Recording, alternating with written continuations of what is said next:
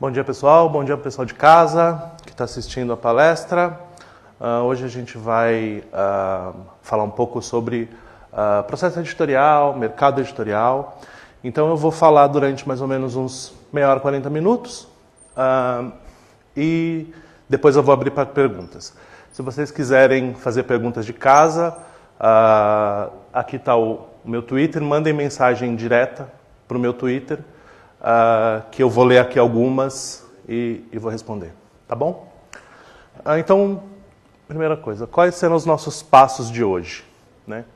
Primeiro, como funciona o processo editorial? Né? Muita gente pensa assim,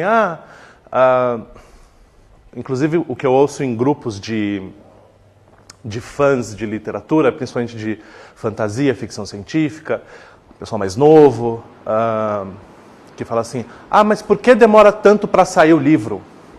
É só traduzir e mandar imprimir.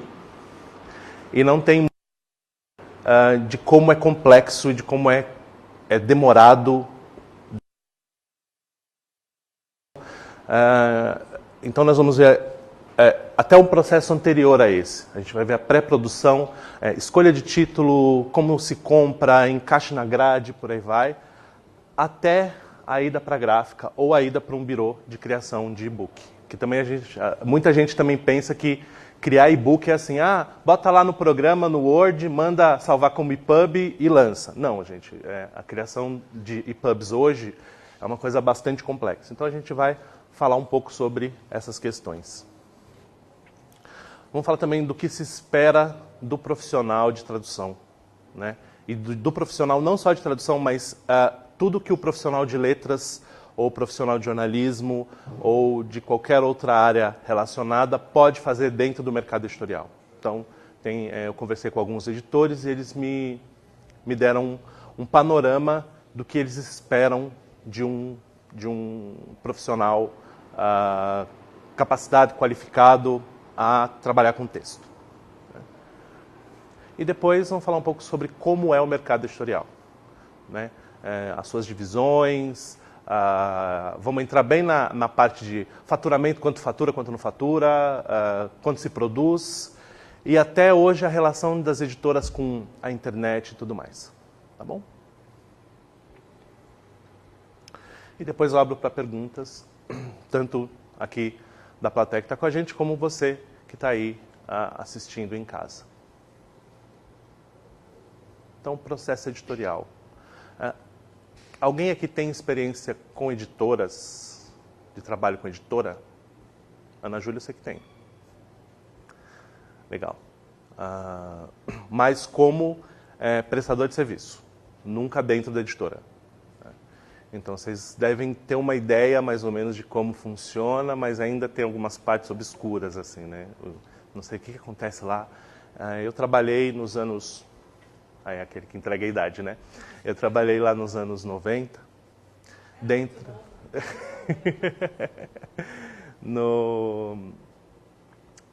na Editora Siciliano. Na Editora Siciliano, que nem existe mais hoje. Hoje ela foi comprada pela Saraiva, né? E eu trabalhei dentro da Editora Siciliano e foi onde eu tive os primeiros passos e depois, muitos anos depois, comecei a trabalhar como prestador de serviço no mercado editorial, mas sempre num contato muito intenso com os editores. Então, esse é um apanhado do que acontece dentro de uma editora.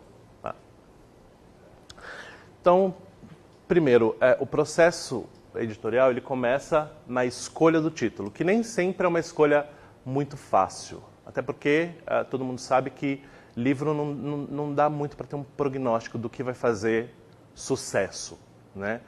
Livro ainda é muito aposta, né? Tudo bem que hoje em dia temos indicadores internacionais e os mercados, principalmente os mercados menores, como por incrível que pareça é o brasileiro, eles se guiam muito por esse termômetro internacional. Então, estourou nos Estados Unidos, estourou na Inglaterra, tem que comprar. Por isso que nós temos, assim, podemos chutar aí, mais de 90% dos títulos traduzidos são do inglês, né? Eles vêm do inglês diretamente, outros idiomas vão ter chance quando o livro atinge o público americano ou inglês, principalmente o público americano. Então, se um livro tirando os clássicos e tudo mais, se um livro chega ao Brasil, um livro de outro idioma chega ao Brasil, ou é uma aposta muito corajosa do editor, ou esse livro já fez sucesso no mercado internacional, no mercado americano principalmente. Eu tenho um caso para contar de um livro que eu traduzi do alemão, que tinha feito uma leitura crítica. A gente vai ver uma das partes, uma das coisas que a gente pode fazer dentro do mercado editorial é leitura crítica. Eu fiz a leitura crítica de um livro, a editora não comprou, outra editora comprou e me pediu a tradução. E por que essa editora me pediu a tradução desse livro? Que eu já tinha lido para outra editora e a outra editora, por X motivo, não comprou. Porque o livro não tinha tido ainda uma projeção internacional. E aí, de repente, ele ficou 25 semanas na lista dos mais vendidos do The New York Times. E aí, uma editora grande, posso falar porque já foi lançada, a editora Record, comprou os direitos. Porque ela tinha certeza que aquele livro faria um barulho, inclusive com esse... vira um argumento de marketing. Né? Ficou tantas semanas na lista. Nem sempre isso dá certo, nem sempre isso se reverte em vendas, mas nesse caso deu muito certo. Foi um livro que fez bastante sucesso.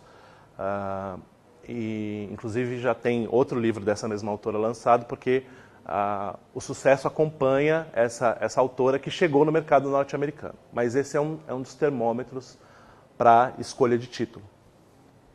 Né? Então, tem isso. O público-alvo também é muito importante. Né? Então, hoje os livros de ficção para jovens adultos, né, que eles chamam de YA, que o mercado chama de YA, esses livros para jovens adultos têm feito muito sucesso. E assim, eles não precisam ter um êxito tão grande lá fora, mas eles tratam de temas que têm um grande apelo para o jovem, em geral. Né? Então tem hoje os famosos Ciclet, né? Eu não sei se vocês já ouviram falar em Ciclet, que são os livros que tratam de doença, de depressão, por exemplo, A Culpa é das Estrelas. Né? É um livro que trata e que pega muito a questão do jovem. Livros que tratam da questão do suicídio também são livros que atraem muita atenção desse público mais jovem.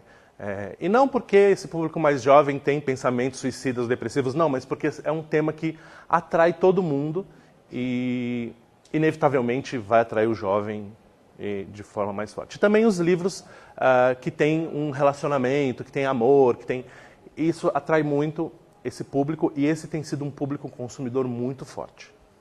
Né? Diferente do que se pensa, o público jovem hoje é um público que está pagando muita conta do mercado editorial. Né? Então, por isso a tensão tão forte, por isso a lida com esse público tão forte por meio da internet. A gente vai falar isso daqui a pouco. Ele é um processo muito multifacetado e muito plural. Né? Um monte de gente participa desse processo, às vezes ao mesmo tempo. Né? Não é um processo que simplesmente... ele é um pouco estanque, no sentido de que cada um faz o seu e tem ali o editor para fazer o meio de campo entre todos esses atores do processo. Mas tem também tem momentos em que tudo acontece ao mesmo tempo. Então, quando se fala de diagramação, direção de arte de um livro, feitura da capa, etc. Então, às vezes, essas coisas estão acontecendo ao mesmo tempo. E, às vezes, mesmo tradução e revisão, e acontecendo tudo ao mesmo tempo agora. Então, é um processo muito multifacetado e muito plural. Acontece muita coisa ao mesmo tempo, idas e vindas, até que se chegue ao que todo mundo quer, que é o melhor livro possível. Né? Não dá para falar em livro perfeito. O Monteiro Lobato falava que existe o saci. Dentro dos livros sempre existe um saci. Você faz 15 revisões, você, o editor, é o último cara que vai abrir o livro e lê de cabo a rabo, vendo linha por linha, palavra por palavra, se não tem nada trocado. Você manda para a gráfica, quando volta, em qualquer página que você abrir vai ter um erro. Esse é o que ele chamava de saci. Pula o saci, assim, pula o erro na cara da gente. Né? Por todo o cuidado que a gente tem. Isso tem vários fatores, e um deles é essa pluralidade, esse mundaréu de gente que mexe no texto depois da tradução, né? E o resultado sempre depende de vários fatores. Um deles é o tempo, né? Que, em geral, diferente do mercado técnico, ele é um pouco maior, é um pouco mais generoso do mercado editorial, né? Até porque livro dificilmente vai ser para ontem, né? Um contrato é para ontem, um documento que precisa ser enviado, e aquela correria, e todo mundo corre, e o programa que vai ser lançado mês que vem, então tem que traduzir o manual. No mercado editorial funciona um pouco mais devagar. Às vezes, existem casos de lançamento mundial, e isso complica para o tradutor, né? Às vezes o tradutor começa a traduzir o manuscrito do autor, e aí depois chega uma versão finalizada, aí corre o tradutor para mudar tudo que ele tinha feito, porque o autor mudou um monte de coisa, o editor mudou um monte de coisa, e tem que lançar naquela data no mundo inteiro. Então aí se corre um pouco. Mas em geral, de forma geral, não há essa correria, não há tanta correria no mercado editorial. Tá? E ele passa por muitas mãos, né? O livro, ele passa desde a tradução até a finalização, ele passa por muitas mãos. E quem mexe no texto, são muitas mãos que mexem no texto. Então isso pode ser um problema ou pode ser uma solução. Eu vejo como problema quando essas partes não se conversam, ou quando não há um acompanhamento adequado de cada etapa, né? Uma briga de formiguinha que eu tenho, que eu falo que é briga de formiguinha, porque eu vou lá tomar um café com o editor, conversar com ele, e aí muita gente olha assim e fala, nossa, mas você vai, né, que coisa chata, você vai lá, pede para tomar café com o editor, que puxa saco. Eu falo, não, gente, eu não estou indo lá para falar, oi, eu existo, me dá trabalho. Eu tô indo lá para falar assim, abre o processo, deixem as partes conversar. E eu sei que é difícil. Eu já falei isso em vários lugares, em várias palestras com editores, e sempre a resposta é muito negativa. E eu entendo, né? O medo de perder o controle sobre o processo, o medo de discussão entre as partes em que a coisa fica incontrolável, até porque a gente sabe, né, tradutor é um bicho que tem um ego do tamanho de um bonde, a gente é muito, e eu falo mesmo, a gente é muito egóico, a gente tem o ego do tamanho de um bonde, e a gente acha que o livro é o nosso bebezinho que ninguém pode mexer, e não é assim que funciona, né? Porque muitas vezes, quem vem depois da gente tem ideias ótimas para o nosso livro. Às vezes as ideias não são tão boas, e aí nós deveríamos ter acesso e falar, olha, aqui não gostei do que você mudou. Mas na página tal foi ótimo. Só que dificilmente a gente tem esse acesso. Exatamente, e eu acho que um pouco por conta desse amor que a gente tem por aquele livro e que ninguém poderia mexer, mas sempre vai ter alguma coisa para ajustar. Então no momento em que a gente se dá conta disso, que sempre vai ter alguma coisa para ajustar e que todo mundo quer o melhor para o livro, ou melhor, todo mundo deveria querer o melhor para o livro, as coisas ficam muito mais fáceis, né? Tudo fica muito mais fácil. Então, é essa minha luta de formiguinha de falar, editor, abre o processo. E tem dado certo com algumas editoras. De abrir o processo, conseguir conversar com o preparador, ou mesmo ter um preparador conhecido, né? Eu tive uma experiência muito gostosa, eu como preparador, e uma amiga querida chamada Carolina Caires Coelho, que fez a tradução de um livro chamado Kindred, Laços de Sangue, que saiu pela editora Morro Branco, que é um livro maravilhoso. E eu tive essa experiência de fazer a preparação do texto dela, né? De fazer essa primeira leitura do texto que ela tinha traduzido. Em contato com ela o tempo todo. Conversando com ela sobre decisões de tradução, sobre mudanças que eu gostaria, coisas que ela me explicou durante o livro, porque ela ficou meses com o livro. Ela mergulhou naquele livro, né? Eu teria, sei lá, 3 semanas, 2 semanas para fazer a minha preparação, para fazer a minha leitura. Então, ela era a pessoa mais indicada para tirar as minhas dúvidas, porque ela mergulhou ali. Então, quando se tem essa compreensão de que o trabalho entre tradutor e preparador é fundamental para um livro melhor, e quando as editoras enxergam isso, o trabalho fica muito mais gostoso, né? E o resultado final muito melhor.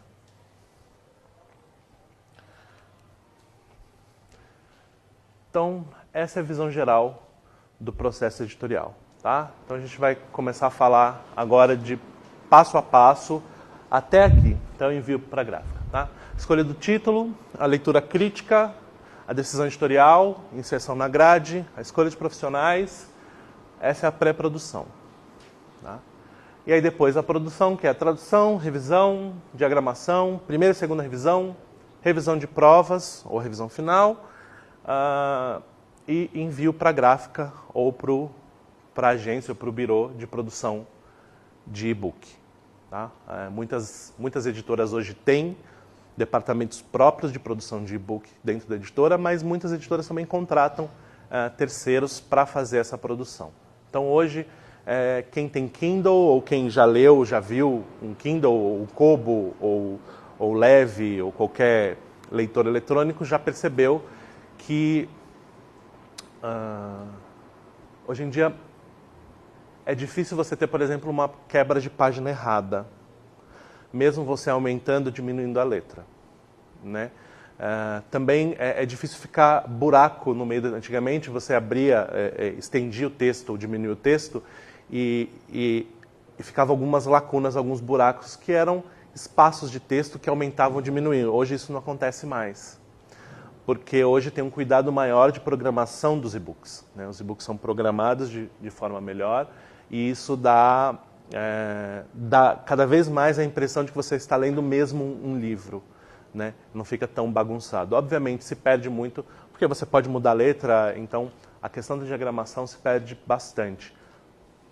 Ao mesmo tempo tem essa facilidade de carregar para onde quiser e tudo mais. Então, hoje a produção de e-book é uma coisa muito séria e não é simplesmente ir lá jogar num programinha, salvar e jogar na Amazon, né? Ou jogar no próprio programa da Amazon. A Amazon tem um programa, se você quer lançar um livro por conta própria, ele tem um programinha lá que dá uma organizadinha, mas não é muito longe do que é a produção de um e-book, que dá um trabalhão. Então, pré-produção. Então, uma das etapas da pré-produção que faz com que alguém decida ou não, uma editora decida ou não por um título, é a leitura crítica. Que nada mais é que uma leitura por um profissional qualificado, que conheça o idioma a fundo e que tenha conhecimento de literatura e um pouco de mercado, que vai fazer um parecer sobre um livro. Né? Isso é uma possibilidade para quem faz tradução. Né? Obviamente, o editor vai procurar sempre aquele tradutor, ou aquele preparador ou revisor que ele sabe que tem uma leitura mais aguçada, que tem opinião, que trabalha com literatura de alguma forma, mas é uma possibilidade, quando você está dentro do mercado, ser chamado para fazer a leitura crítica. Né? E a leitura crítica ela não é simplesmente assim, eu li o livro e gostei ou não.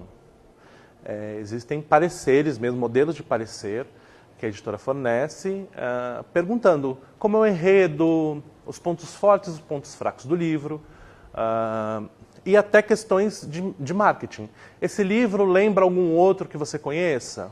Você já tinha ouvido falar do autor?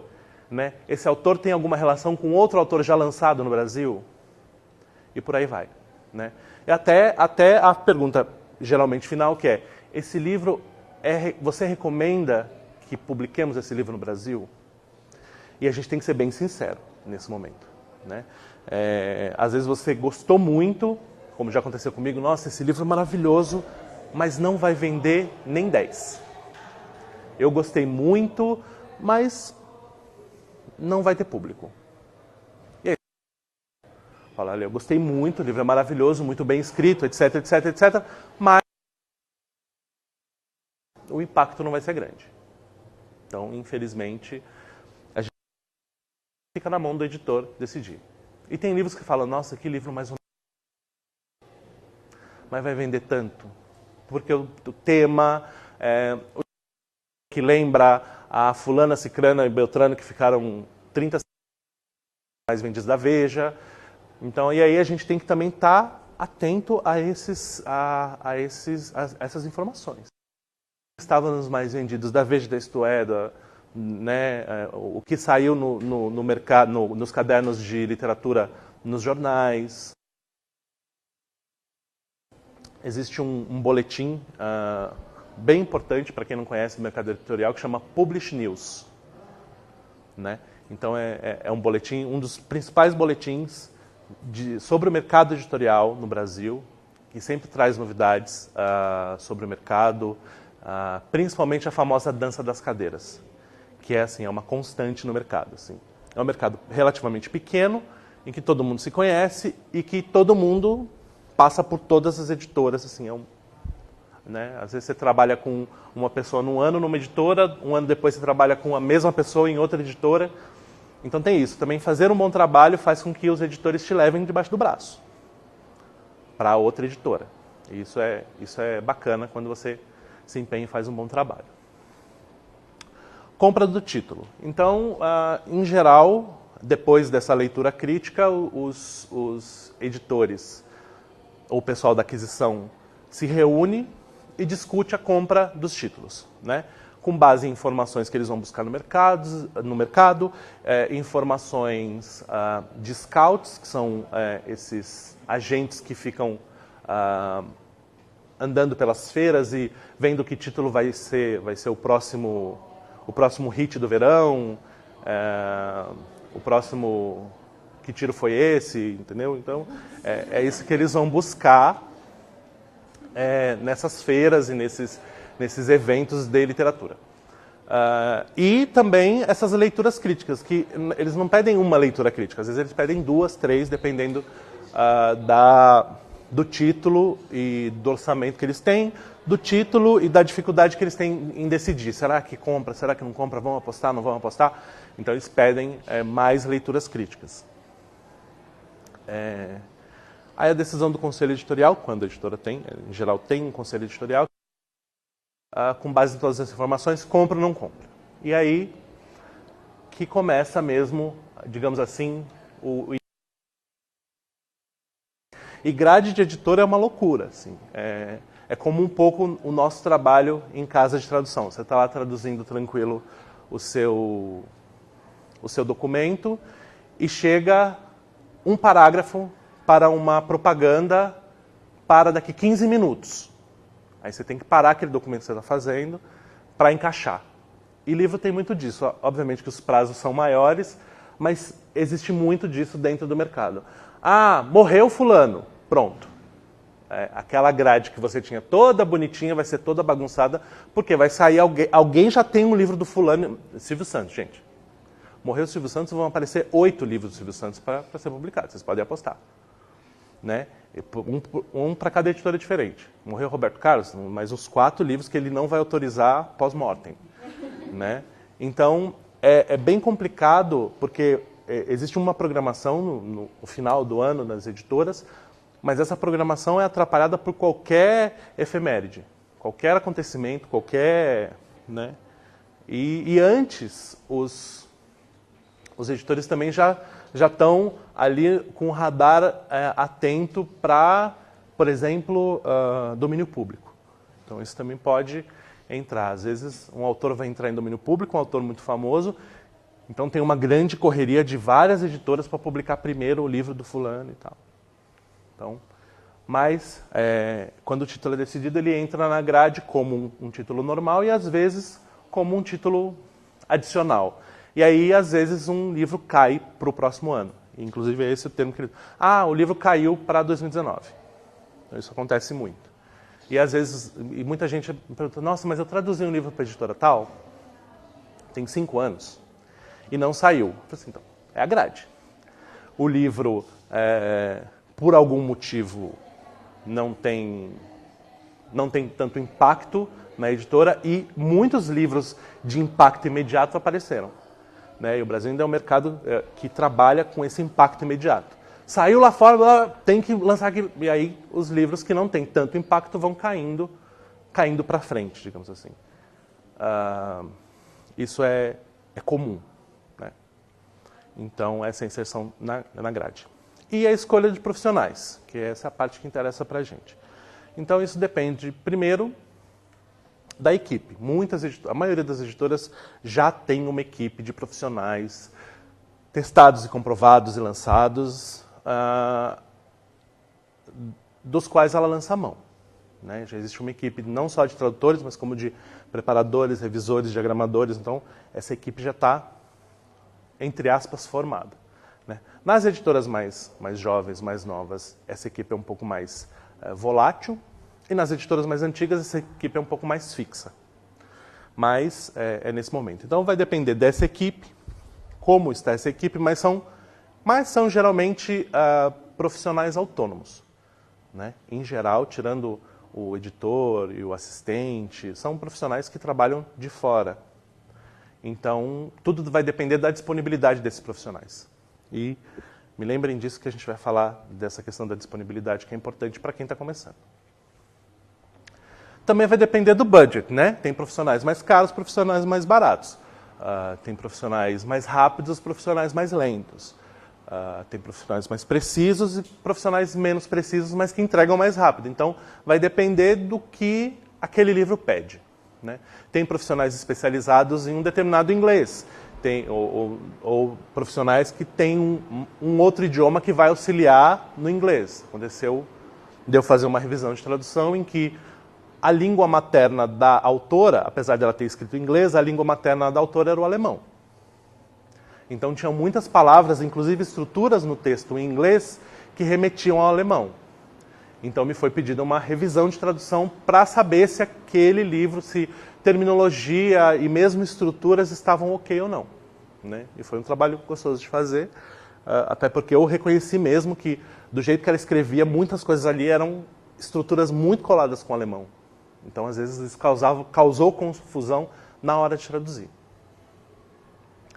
Né? Então, é isso. Então, vamos falar dos principais atores do processo, que são editor e assistente editorial, né? Que, em geral, são as pessoas que estão lá dentro da editora.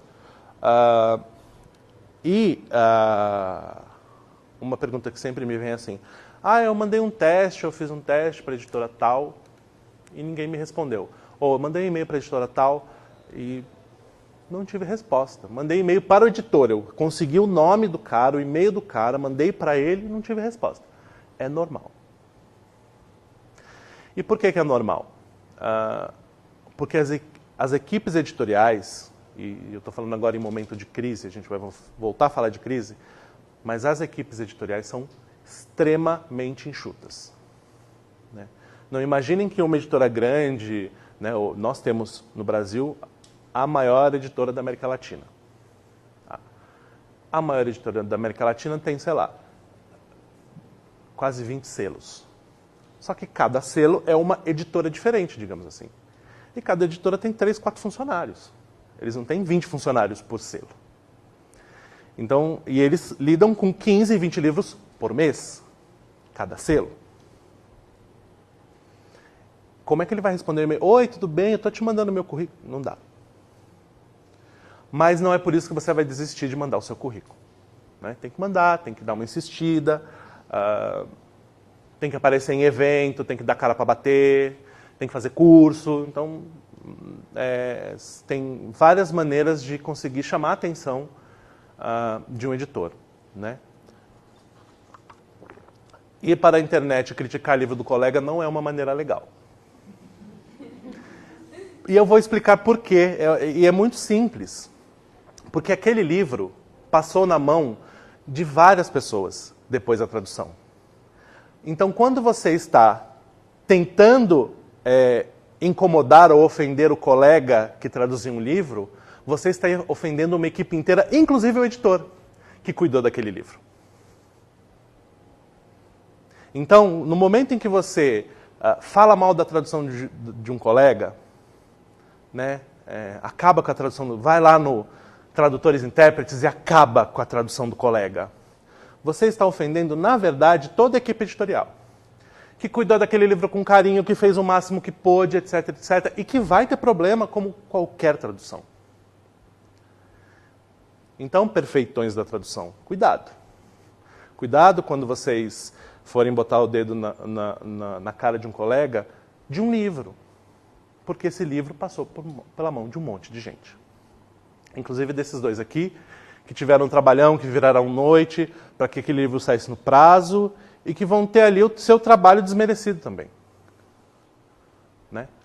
Então, esses caras, em geral, eles não vão ter tanto tempo assim para olhar e-mail por e-mail, mas assim que você começa a mostrar a cara, assim, dá a cara para bater, e manda 1, e manda 2, e manda 3, ou como eu fiz durante 11 anos, a cada 3 meses mandava e-mail para todo mundo, né? Mas não um e-mail para todos, mas e-mail para cada um dizendo: oi, tudo bem? Eu mandei um e-mail para você há algum tempo e o meu currículo melhorou um pouco, né? Algumas coisas mudaram no meu currículo, por exemplo, o telefone.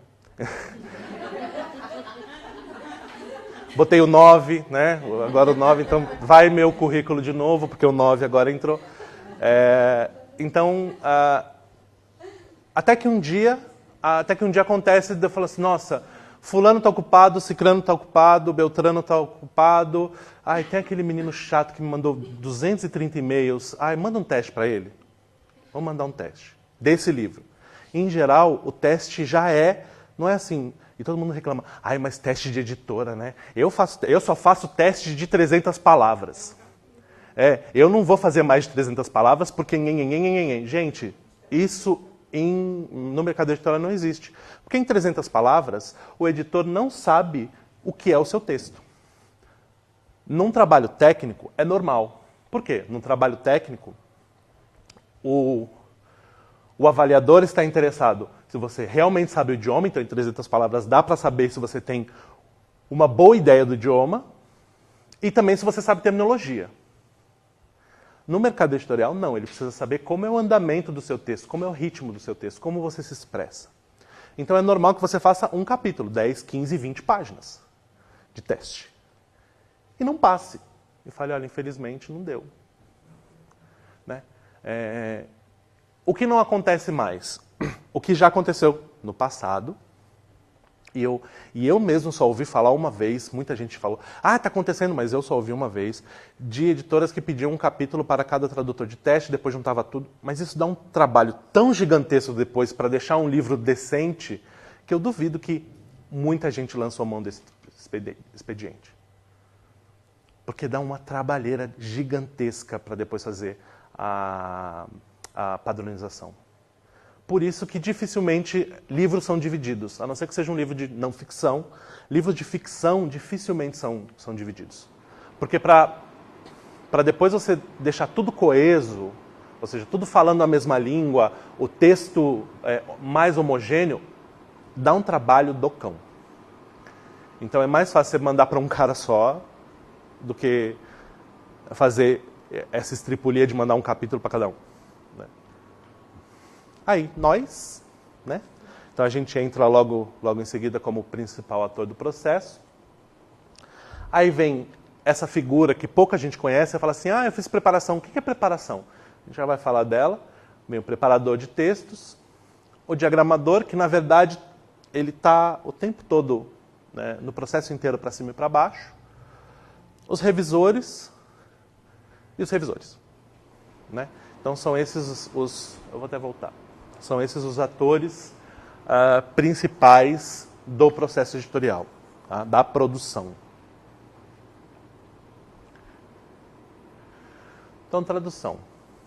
Escolha do tradutor. Então, a gente já falou da escolha do tradutor, né? Como que se escolhe o tradutor e tudo mais.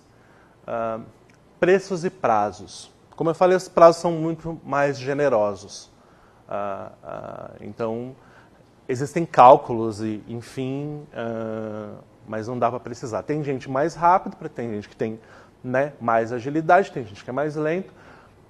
Vamos dizer aí 100 páginas mês era um cálculo feito por uma grande editora aí para um tradutor. Né? Depende do livro, isso é muito, depende do livro, isso é pouco, dá para encaixar mais coisas. Mas prazo é uma coisa que também no mercado editorial é negociável. Não só no início, mas às vezes no meio do trabalho. Né? Às vezes você teve uma dificuldade no meio do texto que você não previa. Né? Uma dificuldade maior. Né? E às vezes dá preguiça também. Você chega na página 350 de 800, você fala assim, meu Deus do céu, eu não aguento mais esse povo falando. O que eu faço? Eu não consegui. Aí a produção começa a cair, aí dá para, né, dá para negociar. Eu parto do seguinte princípio. Prazo é prazo. Eu venho do mercado técnico. Né? Eu fui tradutor jurídico durante, né, da área jurídico-comercial durante muitos anos. Então, prazo é prazo. Né? Acontece de atrasar? Acontece. Né? A gente não tem tanto controle assim. Quando você fala de 3 dias, vou fazer um trabalho em 3 dias, você tem um certo controle. Quando você fala, vou fazer um trabalho em 3 meses, é mais difícil ter controle completo e total, porque pode acontecer alguma coisa. Então, eu, particularmente, uso do seguinte, digamos assim, artifício. PT, eu preciso dessa tradução para o dia 10 de fevereiro. Posso te entregar dia 20? Porque eu posso quebrar um braço, posso ficar doente, eu posso não ter vontade de trabalhar um dia e querer ir para o cinema. Isso a gente não fala para o editor, né? Mas a gente fala, então estou falando só aqui para vocês aí de casa, o editor não está ouvindo. Mas isso pode acontecer, gente, pode acontecer de ficar doente. Aconteceu uma vez comigo, eu estava com um livro, me contrataram e tal, eu falei, me entrega no dia, eu lembro certinho a data, me entrega no dia 30 de agosto. Eu falei, me dá até 15 de setembro? O editor, não, que eu preciso para dia... Eu falei, pode acontecer alguma coisa e eu estou te dando um prazo justo, justinho. Me dá mais 2 semanas, 1 semana, me dá então até dia, sei lá, dia 7, dia 10, não posso. Enfim, vamos lá, eu comecei a trabalhar e tive uma crise de estafa, que me deixou exatamente 1 semana de cama. E aí entrei em contato com o editor e falei, olha, aconteceu isso. Não, pelo amor de Deus, eu não quero te prejudicar. Fica o tempo que quiser. Eu falei, então por que você não falou isso lá atrás? Porque um dos motivos da minha crise de estafa foi o desespero com o seu livro. Então eu sempre peço, e geralmente os editores são bem compreensivos nesse sentido. Você fala, me dá mais 10. Não, tudo bem, não tem problema. A não ser que ele fale, não tenho.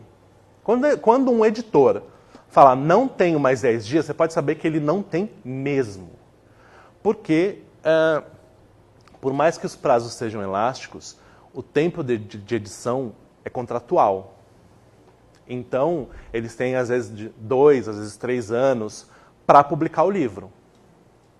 E, às vezes, como vocês viram, a questão da grade vai empurrando, e chega uma hora e fala, não, agora não pode mais empurrar, a gente tem que publicar esse livro, porque senão a gente vai pagar multa. Porque tem isso também. Você contrata um livro para publicar no período de X anos. Se você não publicar no período de X anos, você paga multa. Quer dizer, você pode perder o adiantamento, que você dá um adiantamento para aquele livro, e às vezes, além de perder o adiantamento, você ainda tem que pagar uma multa. E mercado editorial não pode perder um tostão. Por isso que às vezes, por isso que quando o editor fala, não tenho mais prazo, ele não tem mesmo. Mesmo. Né? Análise do título. Isso é importante para quem está começando. Analisem o título que você vai pegar para traduzir. Né? Vão para a internet, hoje tem essa maravilha da internet, então vão lá para a internet pesquisar quem é esse autor, o que ele fez, o que falam dele, a fortuna crítica, né? O que a crítica fala desse autor, se fala alguma coisa. Às vezes as dificuldades que o próprio livro pode trazer estão nessas resenhas, nesses comentários de autores. Vai lá para o Goodreads, para outros sites de literatura, dá uma olhada nas resenhas, porque ali você já tem uma ideia. E olha o livro mesmo, né? Não olha só as 2 primeiras páginas e as 2 últimas. Dá uma passeada no livro. Eu sei que para muitos tradutores, e eu me incluo aí, é muito difícil ler o livro inteiro antes de traduzir. Essa história de, eu leio o livro inteiro, e aí depois eu medito sobre o livro, e aí depois eu vou fazer todas as pesquisas, recolher vocabulário. Gente, isso é pro cara que traduz um livro por ano, professor da academia, que fica 1 ano inteiro no livro de 70 páginas. Muito difícil, um livro muito difícil, muito cabeça, muito isso, mas que traduz um livro por ano. Né? O tradutor profissional, o tradutor editorial do batidão, como eu sou, que traduz mais ou menos o que cai no colo, nem tudo, mas muita coisa que vem O tradutor que é difícil, eu sou aquele tipo de tradutor que dificilmente fala não. Né? E quando eu falo não, eu falo, olha, eu não falo não, eu não posso para esse prazo, mas eu tenho que indicar. Eu tenho esse prazo e se você não aceita esse prazo, eu tenho uma pessoa muito boa para indicar. Então não é uma coisa que se fala, não vou fazer, não. Olha, eu não posso para esse momento, mas tenho quem indicar ou um outro prazo. Então, a gente não tem tempo de ler o livro inteiro e fazer todas as pesquisas. A gente vai traduzindo. Obviamente, a gente não traduz no escuro, a gente lê um pouco, né? Lê uns 2 capítulos do livro para você saber até que rumo toma o livro. E a gente corre o menor risco de dar spoiler inconsciente. Isso é um perigo também. Você lê o livro inteiro, tem todo o livro na cabeça, e aí você, num momento ali no meio, você faz uma troca de adjetivo, uma troca de estrutura que o leitor bate o olho e fala, peguei. Porque você já sabia o que ia acontecer lá na frente. Isso pode acontecer. Obviamente que a gente nossa, quanto obviamente. Claro que a gente faz uma revisão depois da tradução, a gente faz uma revisão bastante cuidadosa, mas às vezes pode passar pelo spoiler inconsciente. Então, estar um pouco à frente é sempre saudável, né? Ter lido 2 ou 3 capítulos à frente do ponto onde você está, mas ler o livro inteiro para quem trabalha só com livro e o tempo inteiro com é muito difícil. Não dá tempo. Então analisem bem o título. Inclusive, no caso daquele livro ser muita areia para o seu caminhão. Isso pode acontecer. Você ir lá, ver a fortuna crítica e ver que aquilo é muito difícil, é muito complicado, é muito complexo, você fala, eu não vou dar conta, então... Obviamente, não é para... Se tiver qualquer dificuldade, você larga. Não. A vida tem que ter desafio, óbvio. Né? Mas esse desafio tem que ser bem medido. Porque não adianta nada você pegar um livro extremamente difícil, extremamente complexo, fazer do jeito que você consegue e deixar na mão do editor para ter todo o trabalho, às vezes, de retraduzir. Então, aí você se queima e o mercado editorial é deste tamanho. Né? Ou seja, o problema que você dá, ele corre numa velocidade muito grande entre os outros editores, porque todos se conhecem. Então, indiquem colegas que estejam mais capacitados, que já estejam mais tempo no mercado, ou que sejam mais velhos, ou que sejam especialistas naquele tipo de texto. É muito melhor... mas eu vou perder... Não, você não vai perder nada. Você vai resolver um problema do editor. E certamente ele vai lembrar de você por isso. Né? Ou seja, por um lado, não deixem de trazer o desafio. Nossa, esse livro vai ser complicado, mas eu dou conta. Então, né? Então vai lá e encara, mas se eu falo, nossa, esse livro é muito complicado, eu vou perder dinheiro com ele. Então nem faz. Nem faz porque você vai perder dinheiro e vai gastar dinheiro da editora, porque a editora vai ter um trabalhão com esse livro também. Entregas. Geralmente varia de editora para editora, mas em geral só aceitam entregas totais.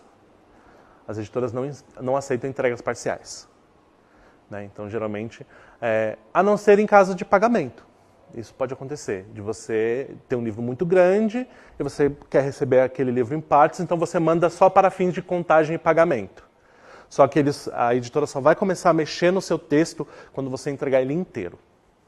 Não me perguntem por quê, mas é uma praxe. Né? Só começar a mexer com o texto depois que ele estiver inteiro, revisado na mão do editor. Né?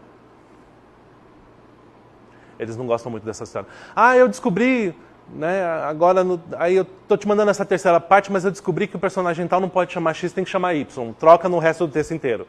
Então, eles preferem que a gente chegue até o fim para ter decidido tudo direitinho.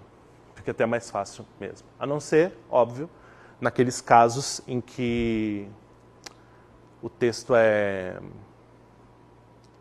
está tudo muito corrido, né, tem prazo muito curto, aí funciona essa entrega parcial.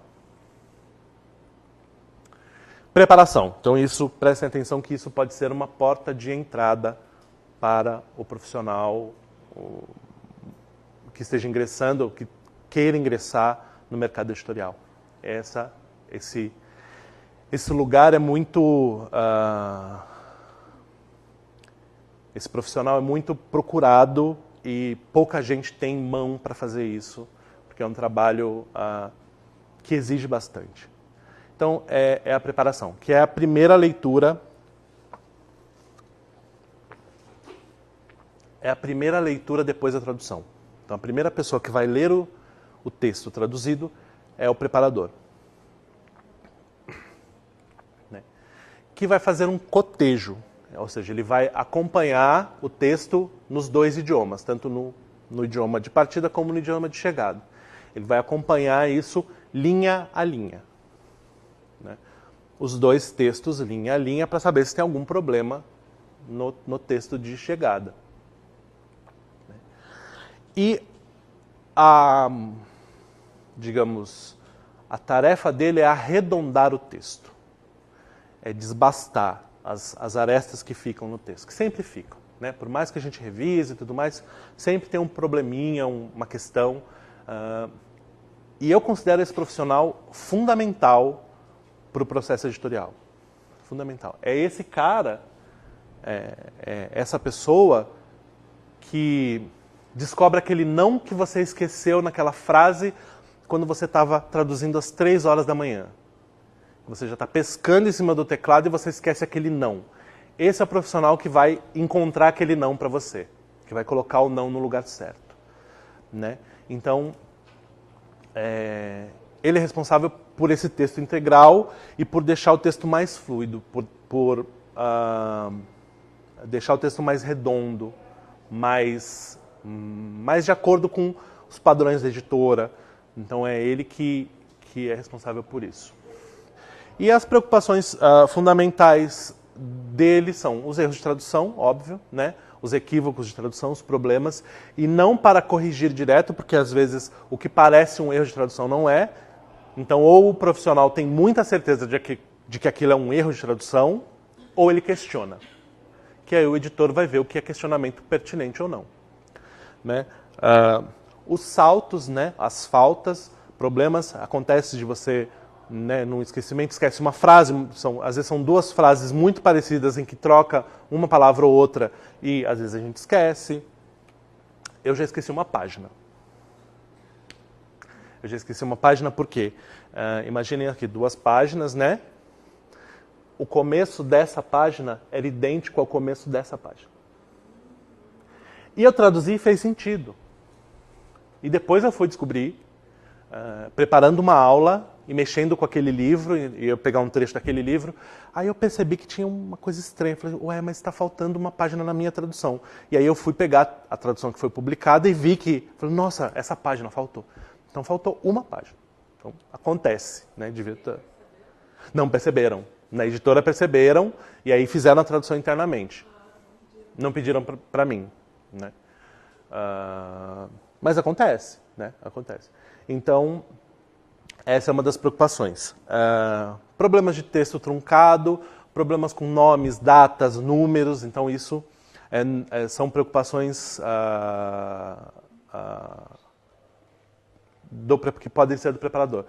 E a questão gramatical, que não é, obviamente, a primeira preocupação, não deve ser a primeira preocupação da preparação, mas a gente não consegue, né, passar por um erro e deixar ali. Né? Só porque não é o nosso serviço. Não, a gente vai corrigir o que tiver que corrigir, mas a preocupação fundamental é com a questão do conteúdo. Né? Por isso que eu sempre digo isso, que o preparador ele não precisa ser um tradutor, mas é muito bom que ele tenha uma experiência de tradução. Um curso, sei lá, uma pós-graduação na área de tradução ou na área de edição que tenha um módulo de tradução, ou algum contato com a tradução para entender como funciona. Porque eu vejo muito preparador que é assim, estou aqui para caçar erro e vou procurar até achar. E onde não tiver erro, eu vou trocar uns 10, 6 por meia dúzia e dizer para o meu editor que é melhor. Amigos, não façam isso. Não é bonito também. Porque o editor saca quando o preparador fez um monte de 6 por meia dúzia. Às vezes o texto está muito bom, a gente não fala por questões, né, óbvias, a gente não fala de tradutores que deixam a desejar, mas os tradutores que são excelentes a gente tem que sempre falar. E tem uma tradutora que virou uma amiga querida, mas antes sempre fui muito fã dela, que chama Claudia Abelin, uma tradutora do alemão, e eu fiz uma preparação dela de um livro da Herta Müller, dificílimo, e eu fui obrigado a confessar para o editor. Eu não tive muito o que mexer no texto dela. Eu mexi uma coisinha ou outra, né, uma vírgula, um adjetivo, mas, assim, no mais, foi uma leitura. E eu tive que ser sincero com o editor. Assim, não tive muito o que mexer, porque o texto está muito bem traduzido, então não tem o que fazer. Né? Então, façam isso pelos colegas também, sabe? Quando não tem o que mexer, não mexe. Mexa no que for necessário. Né? E aí eu fico pensando, a pessoa, tudo bem, a pessoa foi contratada para aquilo, mas aí comer uma pipoca, passear, né? Entre outras coisas, ela vai ficar ali trocando coisas que estão certas. Então esse não é o objetivo do preparador. O preparador ele existe para melhorar o texto. Então quando todo mundo tomar essa consciência de que estamos trabalhando para um livro melhor, melhores os livros serão. E menos reclamação no Facebook dizendo, vocês deixaram... Vai existir, porque isso acontece cada vez mais. Né? Então temos aí a primeira revisão. Gramática e ortografia. Essa é a responsabilidade da primeira revisão.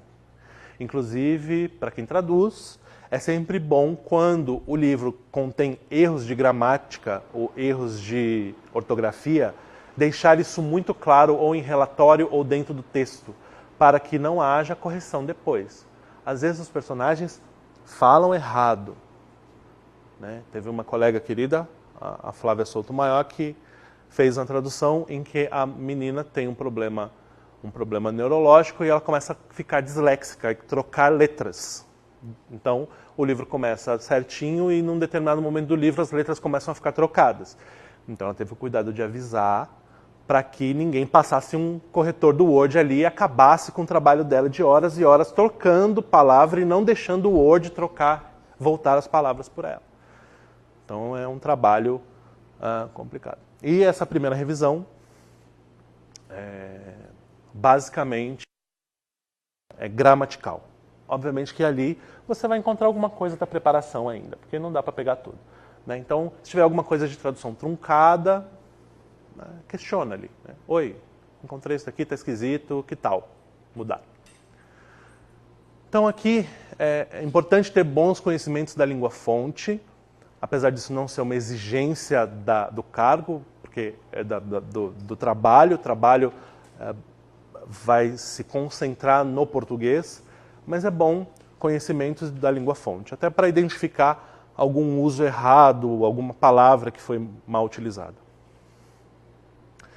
Também os elementos gráficos aqui são importantes. Né? Então, cabeço, que é aquela parte de cima do livro, onde tem ali o título, a própria numeração de página, gráficos, etc. Isso fica na mão aqui da primeira revisão. As emendas, então isso é uma coisa até mais antiga, que existia quando era tudo no papel. Bater emenda, o que o preparador fez, ou que o primeiro revisor fez no papel, o próximo revisor tem que conferir se aquilo foi feito ou pedir de novo. Aí, aqui, quando a preparação era feita em papel, hoje é mais feita no Word, mas quando era feita em papel, era feita a preparação no papel, aí ia para a primeira revisão. Só que antes de ir para a primeira revisão, ia para a diagramação, para já dar cara de livro. Então o diagramador pegava todas aquelas emendas e passava para a primeira diagramação. Mandavam essa diagramação em papel para o primeiro revisor. O primeiro revisor pegava a preparação marcada e conferia se tudo o que o preparador tinha pedido de troca tinha sido passado para a primeira diagramação limpa. E assim com a segunda revisão, e assim com a última revisão.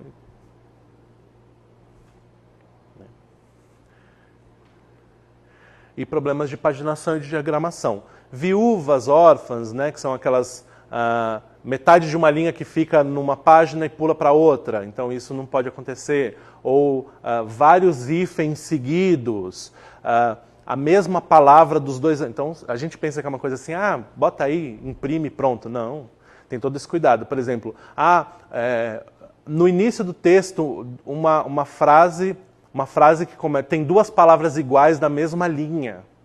Isso pode confundir o leitor. Então, se aumenta um pouco ou se diminui um pouco o espaçamento para trocar. Isso mexe no texto todo. Então, é um trabalho de ajuste fino, né? Então, o primeiro revisor também olha esse tipo de coisa. A diagramação. E quem pensa que o diagramador só fica lá esperando o livro ficar pronto para arrumar, se engana. O diagramador, o trabalho dele começa bem antes, junto com o diretor de arte, discutindo como vai ser a fonte, definindo um projeto gráfico, né? Como vai ser a entrada do texto, como vai ser a fonte, qual fonte é mais confortável, condiz mais com esse livro, como vai ser a capa, a paginação. Então ele está ali antes definindo... Começar a chegar a pergunta aqui. Definindo o layout do livro, né? Essa questão das emendas que eu acabei de falar, isso acontece bastante. Os programas usados em geral hoje é o InDesign, né? O InDesign é um dos programas mais utilizados. Tem alguns programas gratuitos que são até meio difíceis de usar, mas que tem muitas editoras que usam. Mas um programa que é mais intuitivo é o InDesign. Acho que não sei se o CorelDRAW também, né? Antigamente tinha o PageMaker, que era do Windows, mas o PageMaker foi dando espaço para o InDesign, que é hoje um dos mais usados. Essa questão da tipografia, né, de escolher a fonte melhor, mais confortável, a mais bonita, a mais condizente, até mudanças de tipografia no meio. Às vezes a necessidade de mudar, às vezes são no livro de não ficção, às vezes os comentários são com uma fonte, na literatura é mais difícil. Eu lembro de um caso agora, de um livro que chama Nós, que tem uma mudança de fonte, eu não vou dar spoiler, é uma mudança de fonte proposital, mas que no meio do livro tem uma mudança de fonte. Então era uma fonte serifada, passa a ser uma fonte reta, uma fonte sem serifa, mas tem um motivo dentro do livro para isso acontecer. Isso foi uma decisão da editora para o projeto gráfico desse livro, que chama Nós, do Zamyatin, que é um russo, e foi a primeira tradução dele. No Hyde, que eu fui é assim, quando ele é o Jekyll, é a fonte reta, quando ele é Hyde, as coisas que ele fala... É serifado. É muito legal isso, para diferenciar. Oi? Sim. O microfone. Ana Júlia.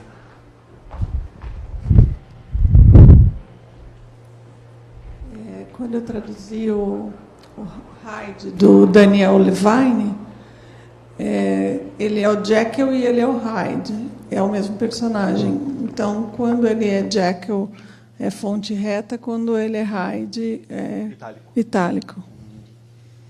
É que isso é muito importante. Quem define isso, muitas dessas definições já vêm da diagramação original, mas muitas delas não. Muitas delas são criadas aqui pelos nossos diagramadores. E ele é um cara que está ali do início ao fim, como no projeto inteiro de um livro ele acompanha. Aí nós temos a segunda revisão, que talvez seja a penúltima etapa, né? Onde ali é para pegar só probleminhas mínimos, assim, que ainda existam no texto. Elementos de paginação e tudo mais que possam estar errados. Por que essa revisão ela não pode ser mais profunda? Porque aqui o livro já está quase fechado. Se eu... não, mas essa frase, vamos tirar uns 3 adjetivos dessa frase. Se fizer isso, o texto vai mexer inteiro. Então, todo o trabalho que veio do preparador, do primeiro revisor, ele vai se acabar. E do diagramador. Porque aí as palavras vão todas mexer, as frases vão todas mexer, então vão aparecer outros hífens, vão aparecer outras viúvas. Então, é um trabalho que tem que ser bem, assim, pontual. Né? Aqui eu tenho um problemão que vai acabar com a compreensão do leitor, então aqui eu tenho que mudar. Do contrário, não. Ainda se busca gramática e fluidez aqui, se vê se o livro está fluindo, se está ok, se está de acordo com o original nesse sentido. E eu já vi livro voltar para a preparação nessa etapa. Olha o dinheiro que se gastou. Né? Chegou nessa etapa aqui, o segundo revisor falou, eu não estou entendendo nada desse livro. Esse livro não parece que não foi revisado, que não foi preparado. Aí o editor, na correria, não tinha acompanhado o processo, olhou e falou, vai ter que voltar para a preparação. E aí foi feito todo o processo de novo. É complicado. E antigamente se chamava revisão na ponta do lápis, porque era exatamente isso. A gente pegava a ponta do lápis e ia acompanhando assim, quase letra a letra, para ver se não tinha nenhuma letra trocada, porque né, o Word não era tão avançado, não pegava né, tantas coisas, então era mesmo ir analisando quase palavra a palavra para ver se não tinha letra trocada, a palavra gralha, né, que são as sujeirinhas, ou enfim, problemas ali dentro do texto. Então, aí vem checklist, aparatos editoriais, que eles podem ser feitos antes ou depois, que é orelha, quarta capa, release para imprensa e etc. E isso muitas vezes é o próprio tradutor que faz, né? Inclusive ele é a pessoa mais indicada, porque ele que lidou com aquele texto de forma mais profunda, então ele está apto a fazer isso também. As últimas emendas, ou seja, tudo que a segunda revisão pegou e vê se eu preciso mesmo, né, o editor vai decidir, eu preciso mesmo mexer nisso, será que é uma necessidade mesmo mexer nisso? Então, quanto mais limpo tiver aqui, melhor. Finalização, né? Antigamente era fazer a prova heliográfica para mandar e tudo mais, agora não, agora é só botar no arquivo e mandar para a editora, para a gráfica. Então, e aí envia para a gráfica e para a criação de e-books. Tá? Então, essa parte... pulou ali, ó. Tinha que ter um primeiro revisor aqui, porque pulou. O UAU foi para baixo. Então, o que se espera desse profissional? Eu conversei com alguns editores, eles me deram uma luz do que eles esperam do profissional. Né? Então, a primeira coisa que eles esperam, experiência de leitura. Né? Eles esperam que o profissional que vá trabalhar com tradução de livro, seja qual tipo de livro for, tem que ter uma experiência vasta de leitura. Tem que ler bastante.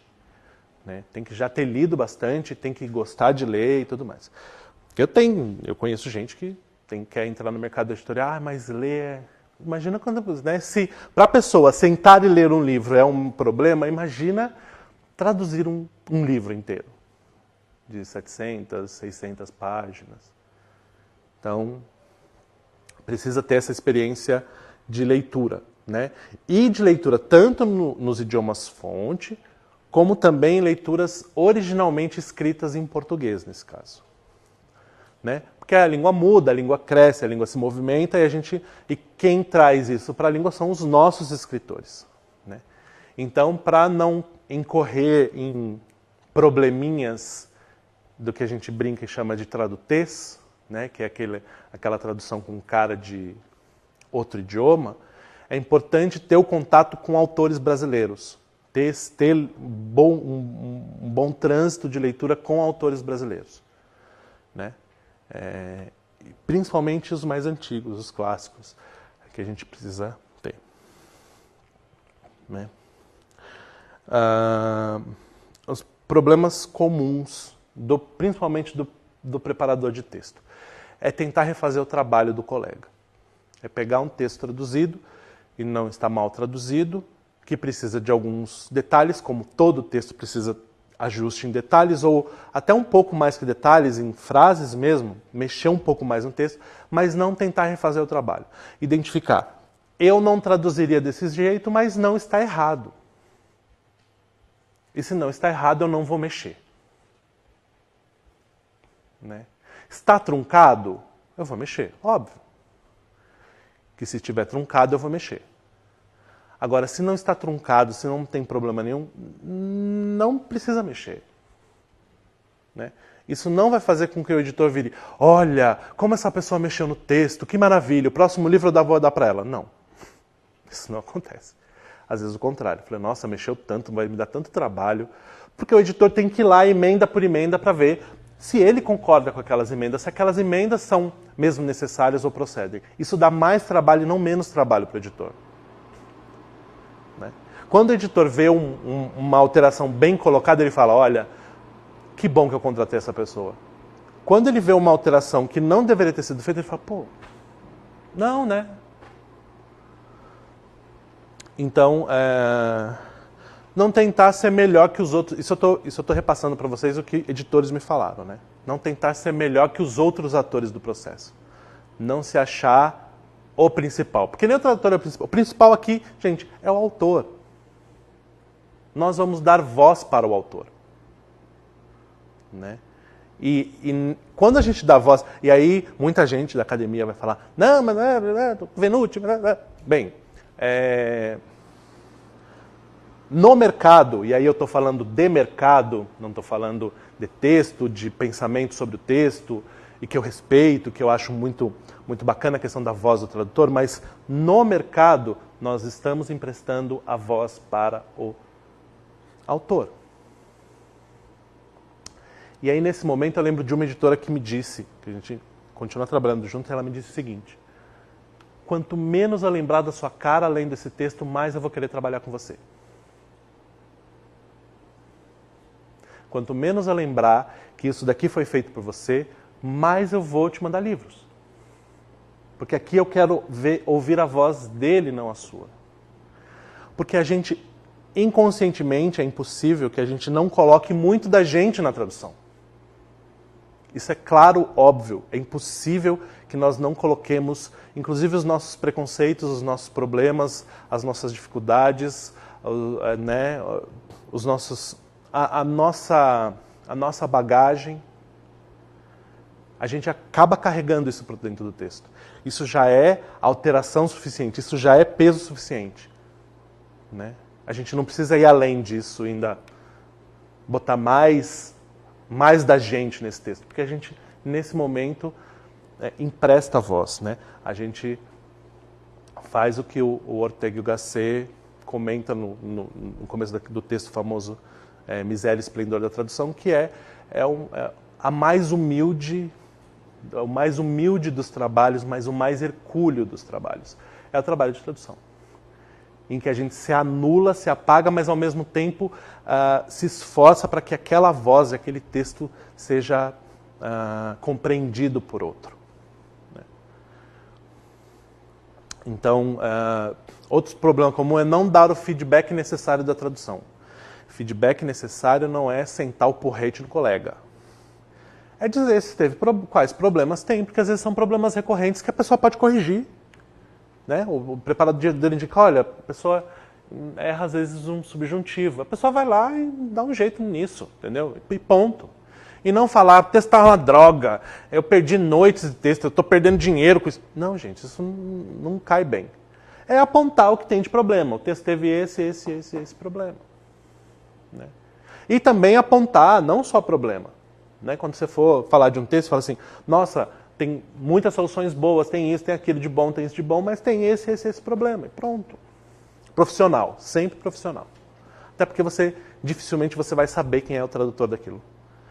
Antes do texto ser publicado. Né? Então é atirar para o nada. Né? Aí você fala, nossa, o texto é uma porcaria, que droga, e não sei o que lá, esse tradutor não devia falar assim, então, o tradutor é meu irmão. E aí? Né? Conteúdo. Oi? Alguém falou alguma coisa? Acho que foi eu que falei aqui, tô maluco. Conteúdo. O preparador tem que estar atento ao conteúdo. Então acontece muito do preparador fazer um trabalho de revisor, de primeiro revisor. Então ficar olhando ali a gramática e tal e deixar coisas de conteúdo passar.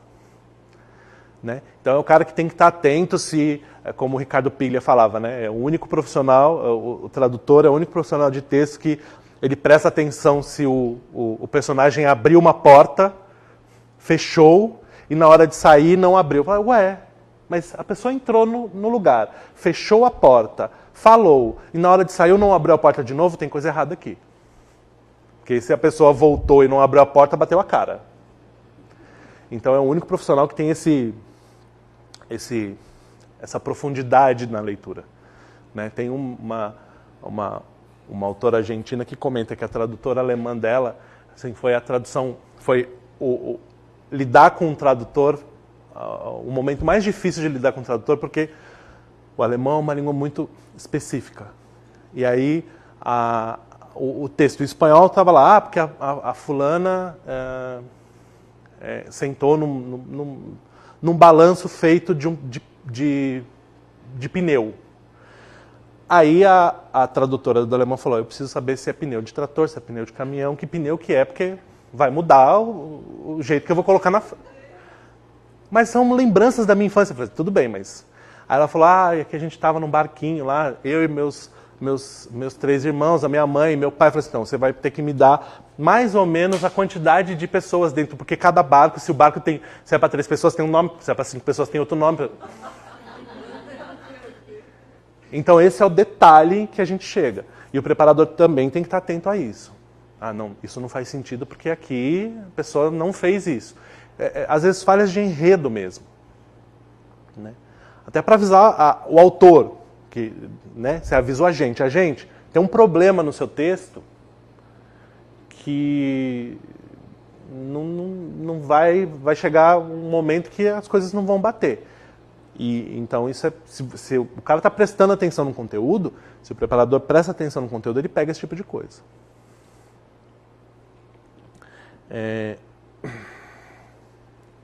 Mas isso não pode desviar a atenção do tradutor do preparador para o que é essencial, é a legibilidade do texto.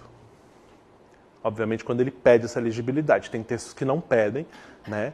É uma legibilidade tão grande porque é do estilo do autor, etc. Mas, em geral, o preparador tem que trabalhar com essa questão da legibilidade do texto. Né? Um texto final. O tradutor e, por sua vez, o preparador, eles têm que entregar um texto mais final possível.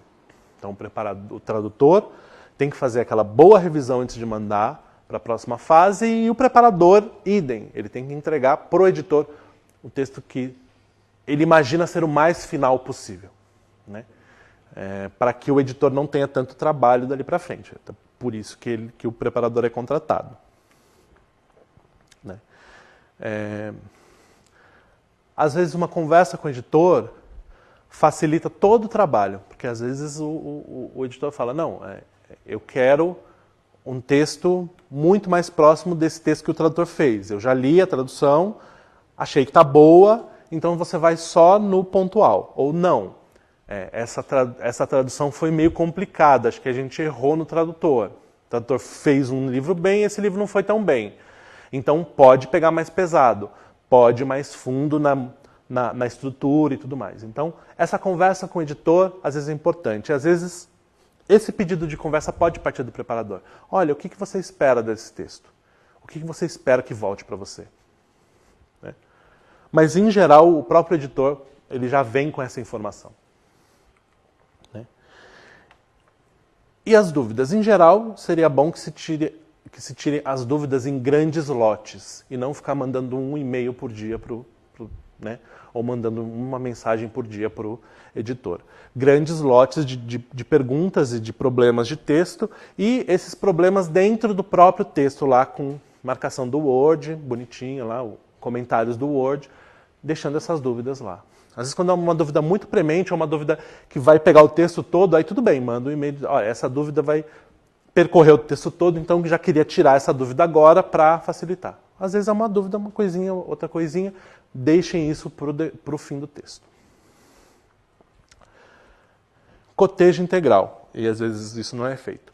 O preparador tem que fazer o cotejo integralmente, ou seja, tem editoras inclusive que separam o cotejador do preparador. Né? Tem uma pessoa que só é responsável pelo cotejo, ou seja, vê se todos os parágrafos do original estão na tradução. Né? Nem se é linha a linha, mas todos os parágrafos.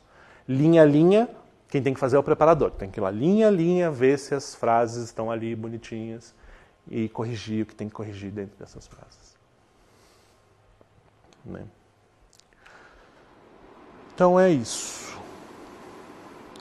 Falar um pouquinho de mercado. Eu já abusei, eu falei que ia falar só 40 minutos, já estou falando 1h20. Então vou passar bem rápido aqui para poder abrir para perguntas. Tá? Como que é o mercado?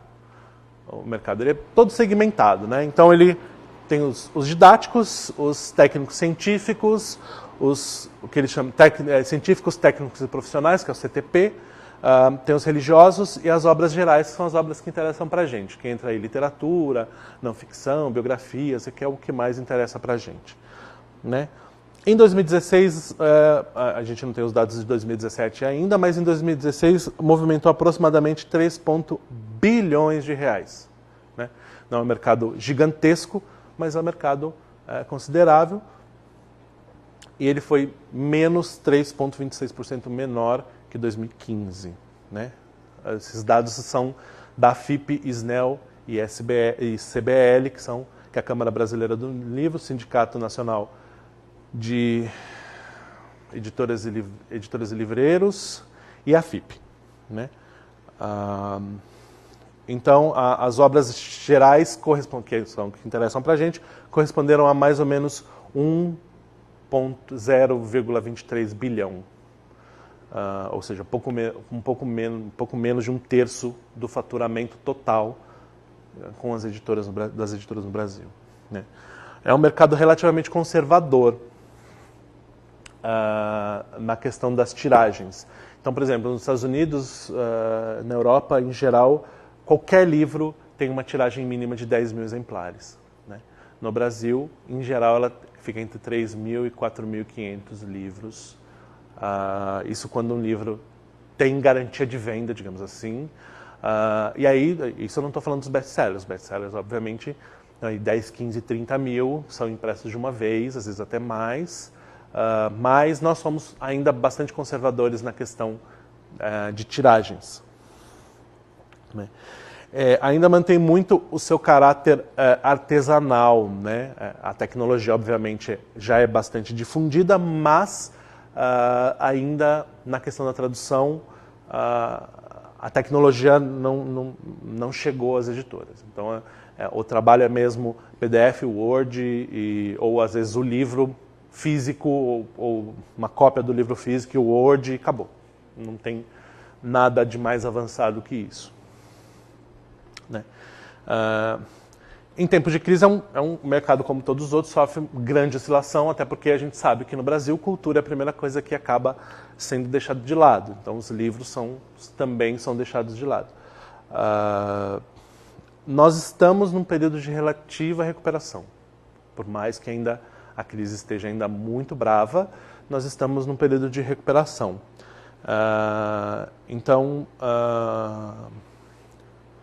Ontem o Publish News noticiou que, segundo o painel de venda de livros que a CBL e a ISNEL fazem, teve um crescimento de 6,15% no faturamento em comparação a 2016, com um aumento de 4,55% nas vendas.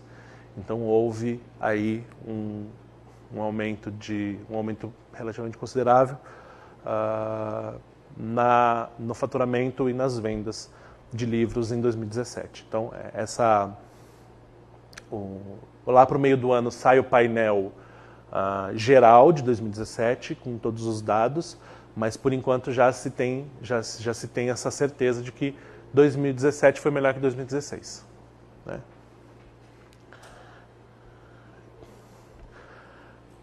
E a tradução em números. Aqui também são dados da ISNEL, tá, gente? Tem no site da ISNEL, no site da CBL, vocês chegam a esses dados. Os dados de 2016, na verdade, elas são uma extrapolação do que vinha sendo... Porque em 2016, eu não sei por que motivo, a CBL e a Snell não incluíram tradução separado. Então eu imaginei mais ou menos os 10% que vinha, que eles vinham colocando. Então aqui, por exemplo, dava certinho, dos livros novos, a tradução mais ou menos 10%. Tá? Então são esses os valores. 10% de produção, tá? Aqui nós estamos falando de venda, nós estamos falando de produção. Então, por mais que não pareça que é muito mais, não. É mais ou menos 10%, porque aqui são todos, né? Didáticos, bíblias, enfim, que também é tradução, mas, e livros brasileiros também. Então, em produção é mais ou menos 10%. Em consumo, mais ou menos 80%. Entre 70% e 80% de consumo. Né? Tem gente que fala que é menos, tem gente, mas eu calculo aí entre 70% de consumo de tradução. Então nós não temos aquele problema dos países de língua inglesa, que é o 3% problem, que agora já está em 6%. Eles estão melhorando porque agora está cult ler tradução, pelo menos na Inglaterra. Isso está chegando nos Estados Unidos, então eles estão começando a ler mais tradução. É um processo que ainda é lento, mas eles já estão chegando entre 5% e 6% de consumo de tradução. Né? Isso é bem animador para quem traduz para o inglês. É isso. Tamanho das editoras. Então nós temos os grandes grupos editoriais, que têm grandes estruturas, que são muito comerciais, ou seja, tem vários selos e cada selo cuida de uma área, alguns selos mais cabeça, outros selos mais para molecada, outros selos mais até mesmo a questão de alimentação saudável, blá. Então cada selo com cada um no seu quadradinho. Tem muita burocracia também por serem maiores e nem sempre são as que pagam melhor, né? Apesar de serem muito grandes, nem sempre são as que estão lá no topo dos melhores pagamentos. Mas tem, por outro lado, uma constância de trabalho, né? Uma oferta maior de trabalho. Nós temos as editoras de médio porte, que eu chamo das valentes, em que elas têm uma estrutura média também, mas elas apostam mais na diferença. Elas apostam mais na diversidade de texto, na bibliodiversidade. Ou seja, trazem para o público textos diferentes do que as grandes trazem. Não que as grandes não tragam, elas trazem muita coisa diferente. Mas essas médias elas acabam arriscando um pouco mais, né? Eles sempre estão em busca de colaboradores, até porque as maiores acabam abarcando o que há de colaborador, então elas sempre estão em busca de novos colaboradores, né? E tem as pequenas, que são aquelas que surpreendem. Geralmente elas são extremamente enxutas. Né? Tem uma editora que inclusive faz um sucesso e um barulho, né? E que hoje tem 4 pessoas, mas até pouco tempo era marido e mulher que levavam a editora. Obviamente com todos os profissionais externos ajudando, contabilidade, mas hoje já acho que são 4 ou 5. Né? E uma editora que eu falo que elas surpreendem porque como a estrutura é muito enxuta, elas acabam pagando melhor o profissional externo. Né? Até porque são as despesas maiores que eles têm, são com esses profissionais. Então eles acabam pagando melhor.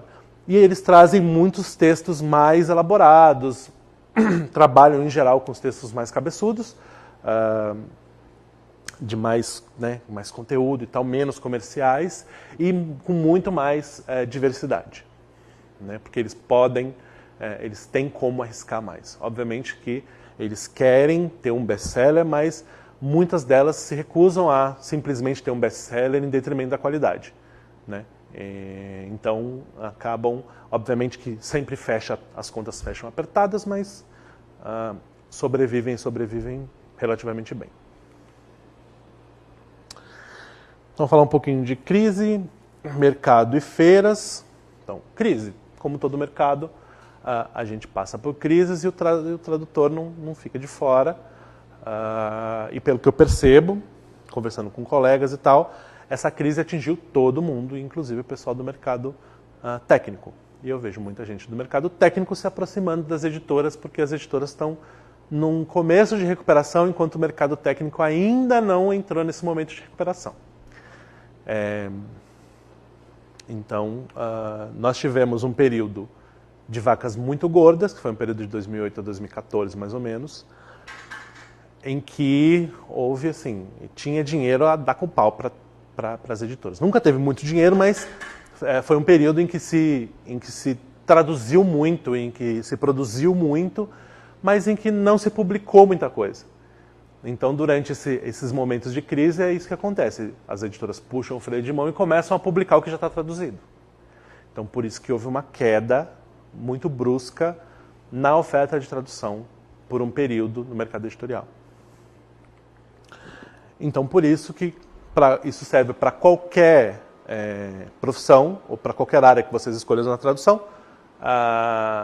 nunca contar com todos os ovos no mesmo cesto, né? Sempre tentar ser diverso, né? Quando os alunos, no curso de pós, quando os alunos me perguntam, e como eu faço para entrar? Primeira coisa, não larguem seus empregos. Né? Tentem conciliar no início o emprego com a tradução e tudo mais, e depois, quando, né, a coisa tomar um volume, aí larga o emprego. Mas um primeiro passo é quase como dica para ator, não largue seu emprego, enquanto você não for chamado pela Globo. Né? Então, segura aí o tchan um pouquinho. O mercado deu uma encolhida nesse período mais grave de crise, de transição, de governo, etc. Houve muitas demissões. E isso foi um problema para o profissional que já estava no mercado como autônomo. Porque muitos desses profissionais que saíram das editoras começaram a prestar o serviço que nós prestamos para elas. Mas uma colega que já está, uma amiga próxima e colega também tradutora que está há bastante tempo no mercado, a Débora Isidoro, diz que isso é bem cíclico. Assim, isso acontece a cada tantos anos, o mercado dá uma encolhida, os profissionais saem, começam a prestar esse serviço e depois eles começam a voltar, porque aí a demanda começa a crescer de novo, eles começam a voltar para as editoras e o trabalho retorna para quem sempre foi autônomo. Então, e é isso que está começando a acontecer agora, que a gente já está sentindo que os profissionais que saíram das editoras estão começando a voltar para elas e deixar o trabalho externo, digamos assim, o trabalho de autônomo para quem é autônomo, que somos nós. Mas, obviamente, se eu estou dentro da editora, sou editor, mando meu assistente embora, sei que ele trabalha bem, se eu tiver um trabalho eu vou passar para ele. Então é isso que aconteceu durante um período, mas as coisas já estão entrando nos eixos de novo.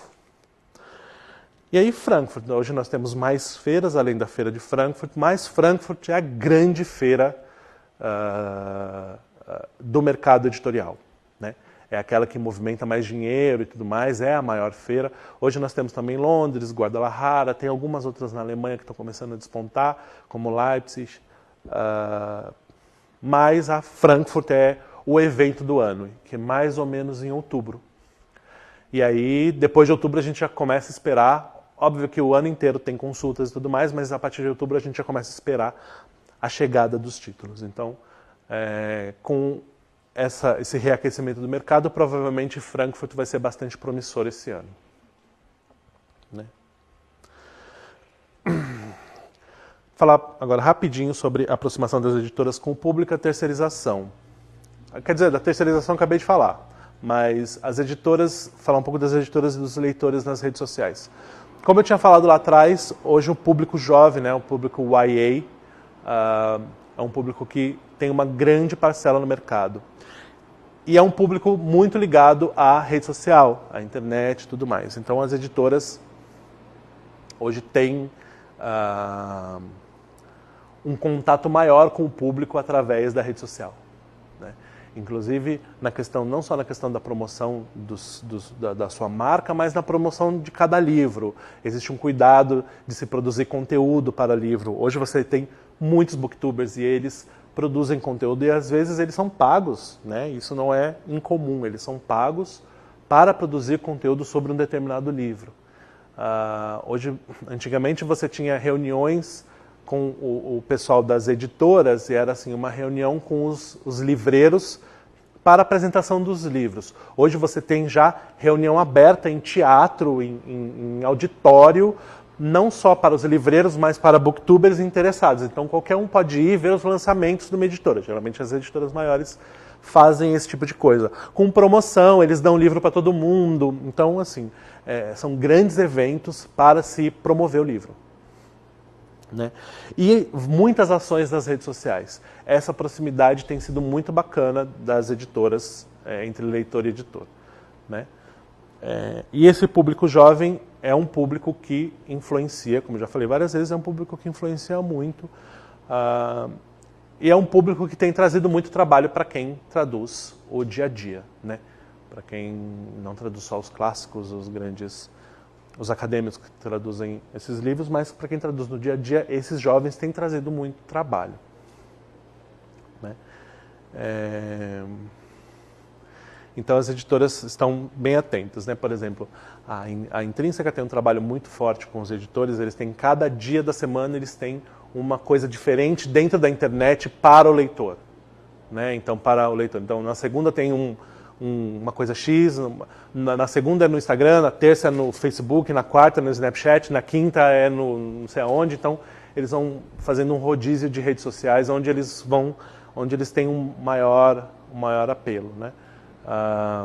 A editora seguinte também, inclusive a editora seguinte, criou um evento chamado Flip Pop, que é um evento de literatura pop, de literatura jovem, para ver como esse público inclusive, já dá motivo para uma editora ter criado isso. O piloto foi o ano passado e parece que esse ano outras editoras vão se juntar à seguinte para fazer o Flip Pop maior.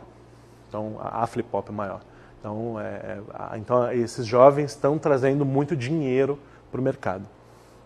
E a Aleph também tem inclusive no Publish News tem no Caderno de Letras, acho que da Folha de São Paulo, tem uma notícia sobre a Aleph, depois vocês vão lá olhar.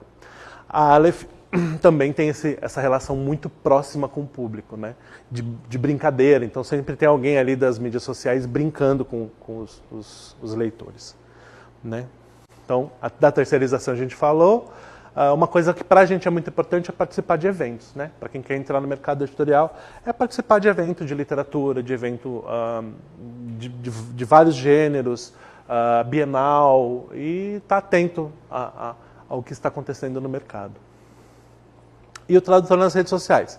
Temos que ter cuidado, sempre. Né? Para rebater uma crítica, um livro que você traduziu, alguma coisa que você fez, sempre tem que ser com cuidado. Até porque na hora de rebater a crítica ao livro que você traduziu, você está falando meio que em nome da editora. Então, às vezes, é sempre bom consultar a editora. Tem um negócio fazendo um barulho aí no livro que eu traduzi, o que eu faço? Em vez de ir lá bater boca, xingar, porque isso não faz, inclusive, isso não faz bem para ninguém, gente. Né? Xingar em rede social, brigar, e eu vejo isso com uma constância triste, né? Inclusive entre os tradutores. Mas acontece. Pronto. Diferente da minha promessa, a gente só vai ter 15 minutos para perguntas. Então, eu vou abrir para vocês. Quem tem pergunta?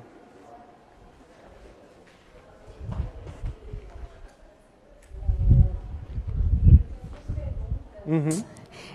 Primeiro, eu gostaria de saber, como você falou sobre a escolha de títulos, né? Como você trabalha mais com tradução literária, eu gostaria de saber se você sabe como funciona essa escolha em caso de tradução de livros técnicos. Sim. E também você falou sobre o conhecimento, que o primeiro revisor tem que ter o conhecimento do idioma fonte, um bom conhecimento. Nessa fase da revisão, nessa primeira revisão, também há o cotejo? Que bom, eu gosto de gente que faz pergunta. Não, mas é porque tem gente que pega assim, então, porque quando eu estudava não sei aonde, porque eu estudei não sei aonde, e que eu estudei não sei aonde, louco de palestra, então é complicado.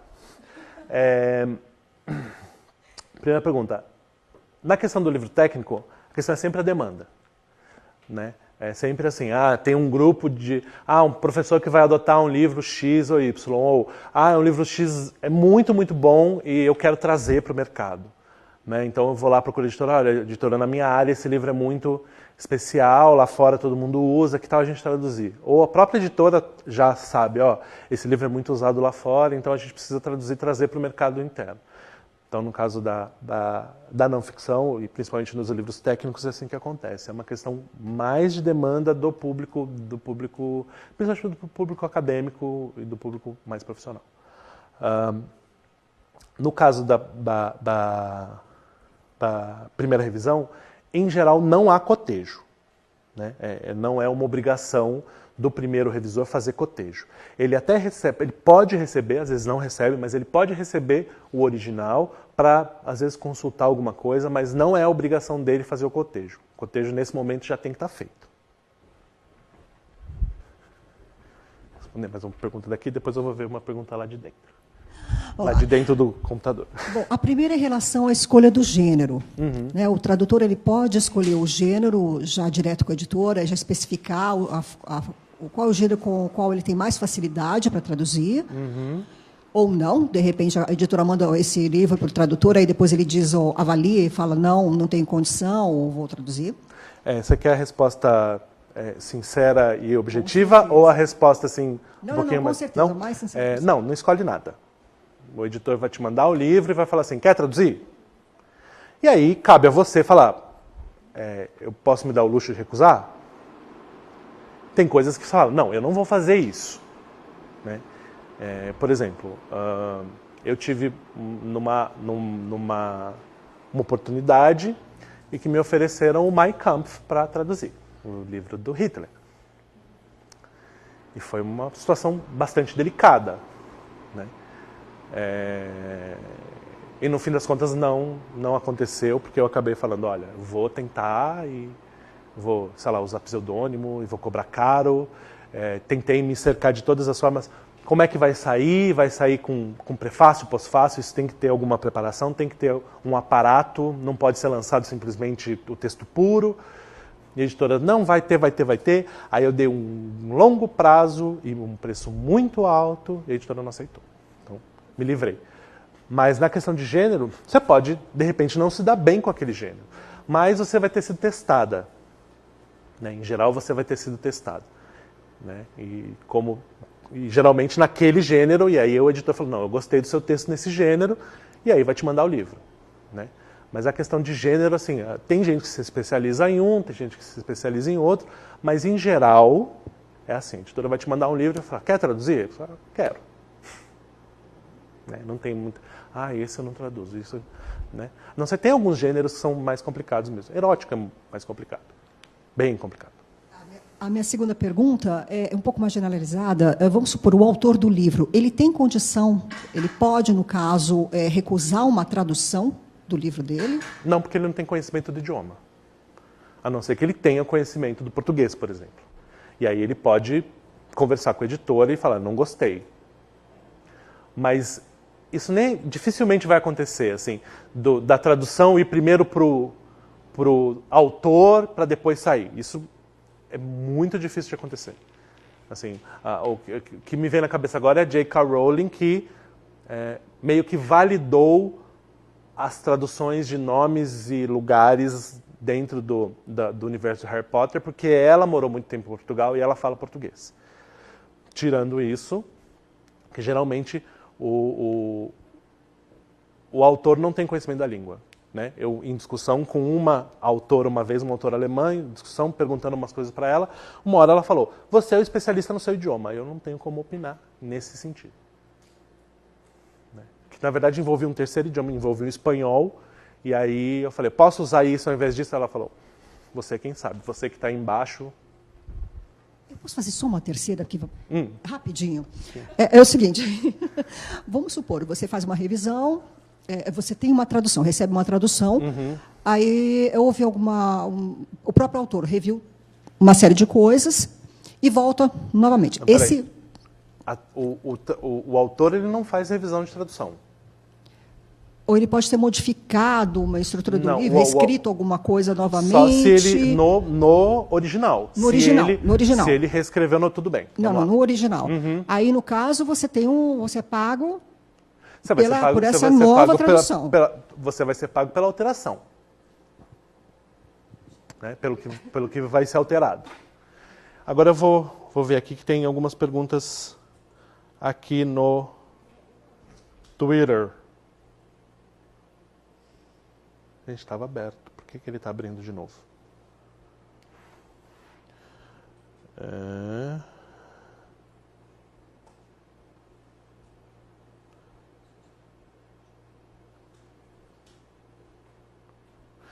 Então aqui a Ju Livramento. Eu fiquei com uma dúvida. O preparador também é um profissional autônomo? Sim. O preparador costuma ser um profissional autônomo. Algumas editoras têm preparadores internos, mas, em geral, via de regra, os preparadores são profissionais autônomos, Ju. E tem mais uma pergunta. Sabia que essa pergunta viria. Babel Cube. Todo mundo já deve ter ouvido falar. O Babel Cube, que eu vou lá e ofereço meu serviço, e aí alguém aceita e blá, blá, blá, blá. Que eu saiba, isso não tem, digamos assim, valor real para o mercado editorial. Né? Não tem, digamos assim, uma chancela de uma editora, então dificilmente vai ter uma repercussão no seu currículo. Serve como experiência própria, você pode colocar isso no currículo, não tem problema nenhum, mas o editor não verá aquilo como uma comprovação de que o seu trabalho tem qualidade. Você vai ter que fazer teste do mesmo jeito. Como eu faço teste até hoje, né? Estou aí 70 livros traduzidos e ainda me mandam teste para saber se naquele gênero, naquele livro, naquele autor eu vou me dar bem. E é normal. Tá? Sim, Ju, ela está perguntando se, levando em consideração toda a cadeia de produção do livro, o Babel Cube ainda é viável como recurso para ganhar experiência de tradução? Qualquer tradução qualquer exercício de tradução vale como experiência para você. Agora, isso não vai valer como experiência para o mercado. Né? O mercado, ele não, digamos assim, ele não chancela isso como uma experiência real de tradução editorial. Né? Pelo que eu saiba. Eu posso estar falando bobagem, se tiver alguém aí para falar, não é assim, a gente já olha o Babel Cube, ok, aí eu vou, inclusive, começar a mudar essa resposta, porque essa é uma pergunta frequente. Mas que eu saiba, o Babel Cube não te dá um passo à frente dos seus colegas na hora de se candidatar a uma vaga no mercado editorial. Mas é sempre uma experiência de tradução. Eu, quando era tradutor interno, nos momentos em que eu não tinha o que fazer, porque às vezes, né, acontece de você não ter o que fazer dentro da empresa, eu pegava trechos de tradução, trechos de um livro que já tinha sido publicado no Brasil no original, traduzia e comparava com a tradução oficial. Né? Eu fiz isso durante muitos anos e até hoje, às vezes, eu compro 2 livros nos 2 idiomas e faço uma comparação e vejo o que o colega fez. Até você aprende muito o que fazer e aprende muitas coisas o que não fazer também. Então é ótimo porque você acaba avaliando não avaliando o trabalho do colega, mas aprendendo muito com esse bate-bola ali, com esse cotejo, que é o aprendizado da preparação. A preparação também te traz muito desse aprendizado, né? De olhar o outro, olhar o texto do outro, identificar o texto do outro, isso identificar o que o outro fez e falar, nossa, que legal, olha como ele chegou nessa solução ou naquela solução. Então, a preparação também é uma grande escola, não só uma porta de entrada, mas também uma grande escola.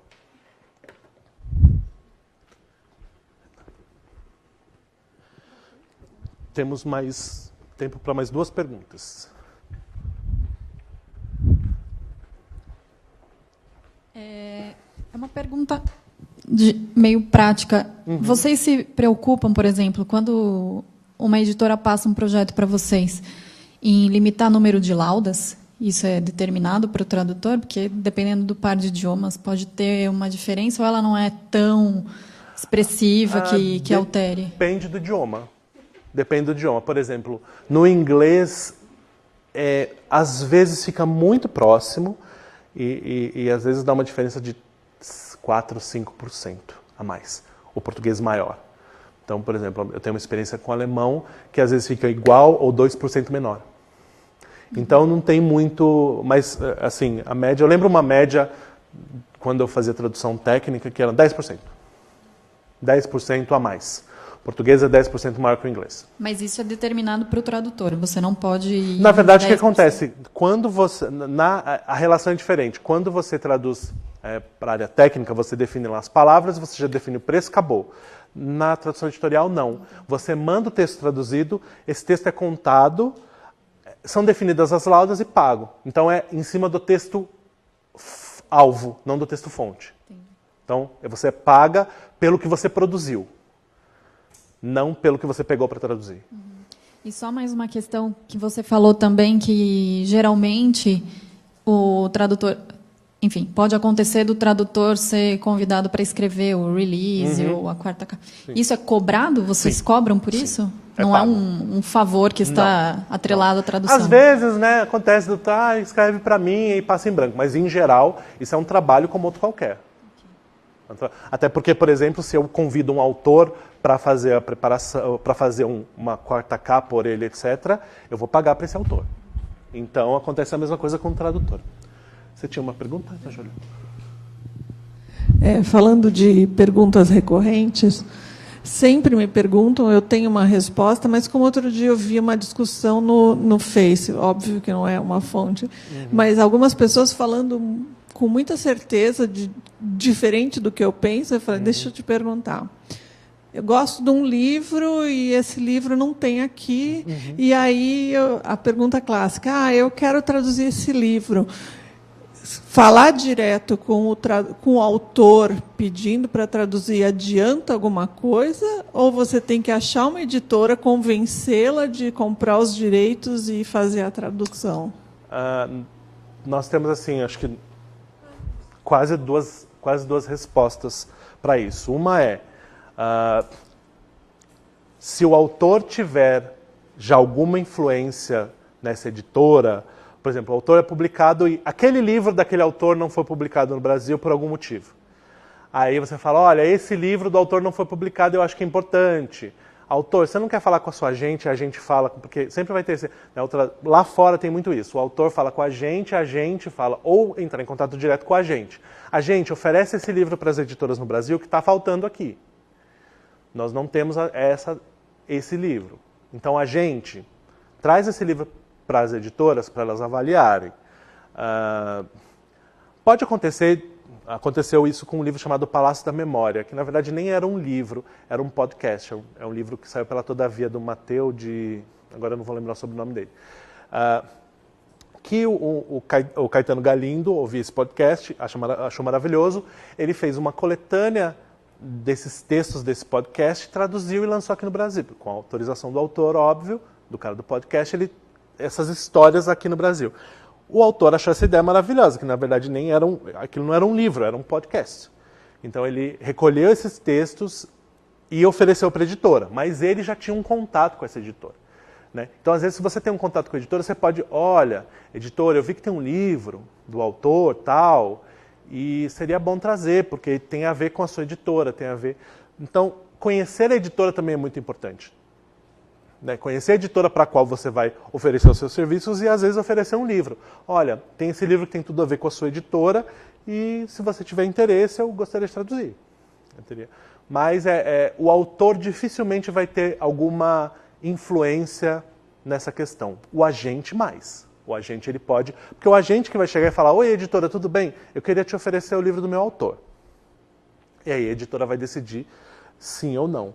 E isso não é garantia nenhuma de que esse livro vem para você. Também tem isso. Às vezes você fala, não, eu que indiquei para a editora comprou, a editora não conhecia e foi para o outro. É a questão do mercado. Né? A não ser que aquilo seja um projeto pessoal, um projeto, sei lá, você faz um mestrado naquela autora e você já tem traduções e aí você vai entrar em contato com a editora falando, olha, eu tenho um projeto com essa autora, um projeto meio de vida, um mestrado, um doutorado, e trabalho com ela. E aí o próprio editor vai reconhecer como a melhor opção de tradução. Tá? Acho que terminamos, né, Nicole? Bem, gente, muito obrigado. Queria agradecer todo mundo que está em casa assistindo, que acompanhou a palestra até agora, as perguntas que vieram pelo Twitter.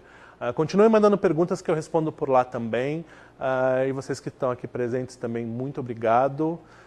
Foi uma delícia. Desculpa não ter deixado mais tempo para perguntas, mas foi muito bom. Muito obrigado.